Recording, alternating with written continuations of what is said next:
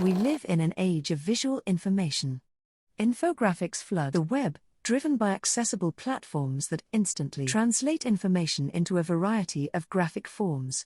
News outlets routinely harvest large data sets like the census and election returns into maps and graphs that profile everything from consumer preferences to the political landscape.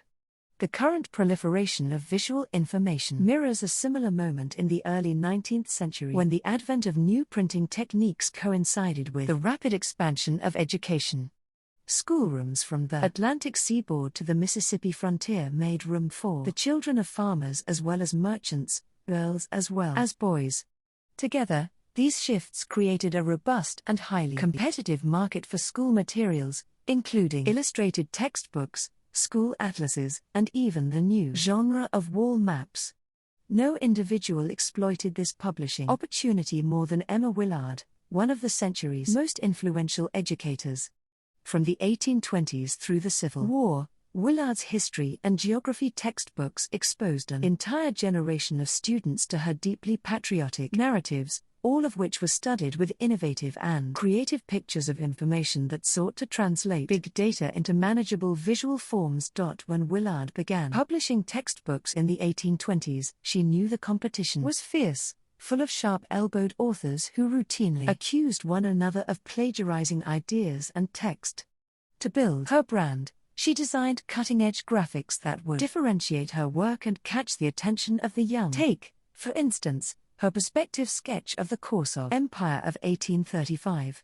By the 19th century, timelines had become relatively common, an innovation of the 18th century designed to feed growing public interest in ancient as well as modern history.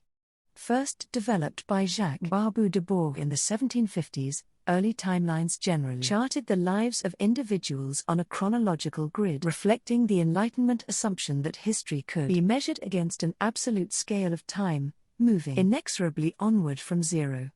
In 1765, Joseph Priestley drew from calendars, chronologies, and geographies to plot the lives of 2,000 men between 1200 BC and 1750 AD in his popular chart of biography. After Priestley, timelines flourished, but they generally lacked any sense of the dimensionality of time, representing the past as a uniform march from left to right. By contrast, Emma Willard sought to invest chronology with a sense of perspective, presenting the biblical creation as the apex of a triangle that then flowed forward in time and space toward the viewer. Commenting on her visual framework in 1835, Willard noted that individuals experience the past relative to their own lives, for events apparently diminish when viewed through the vista of departed years. One in-perspective sketch of the course of empire, she found striking ways to represent this dimensionality of time. The birth of Christ, for example, is marked with a bright light, marking the end of the first third of human history.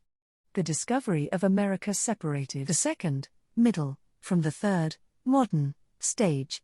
Each civilization is situated not according to its geography as on a traditional map, but according to its connection and relation to other civilizations. Some of these societies are permeable, flowing into others, while others, such as China, are firmly demarcated to denote their isolation. By studying this map, students were encouraged to see human history as a rise and fall of civilizations, an ancestry of nations. Moreover, as time flows forward, the stream widens, demonstrating that history became more relevant as it unfolds and approaches the student's own life. Historical time is not uniform but dimensional. On the one hand, this reflected her sense that time itself had accelerated through the advent of steam and rail. Traditional timelines, she found, were only partially capable of representing change in an era of rapid technological progress. Time was not absolute, but relative.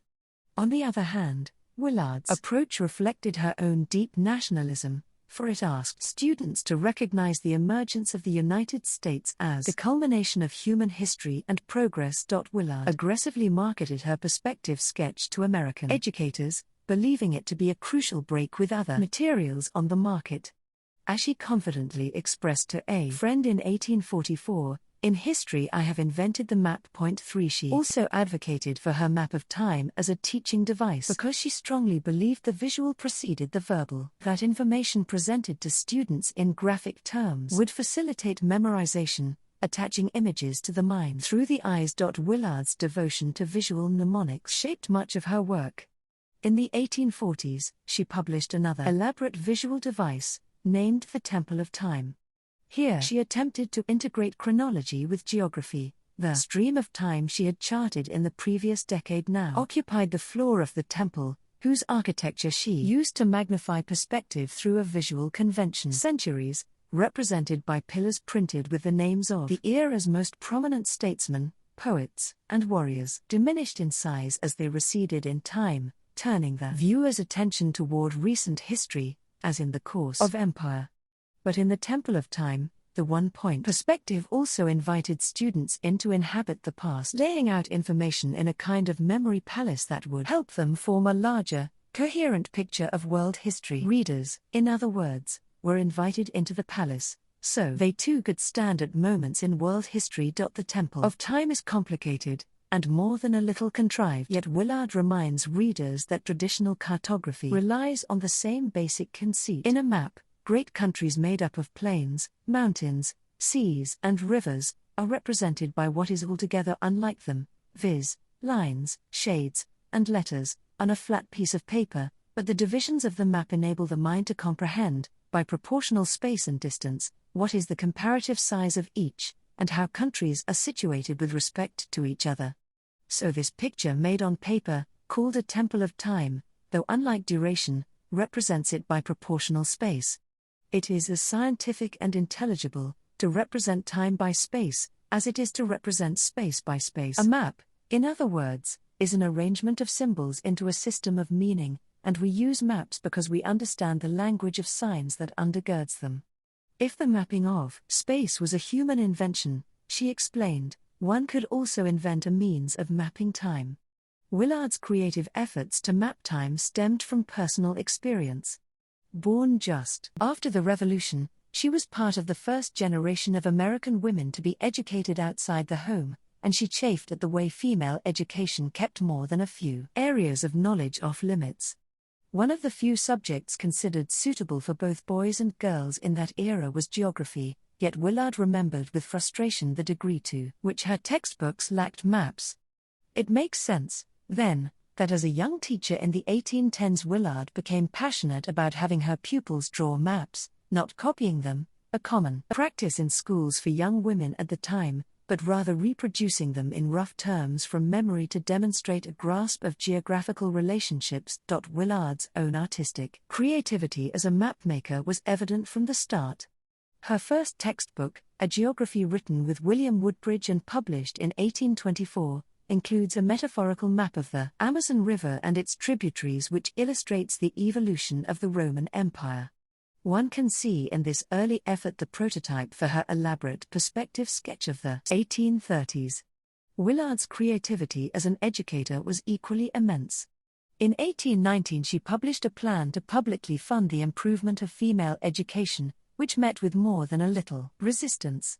2 years later, she began to implement this vision by founding the Troy Female Seminary in New York, an institution that quickly became a preeminent school for future teachers and one of the most highly regarded schools for women in the country.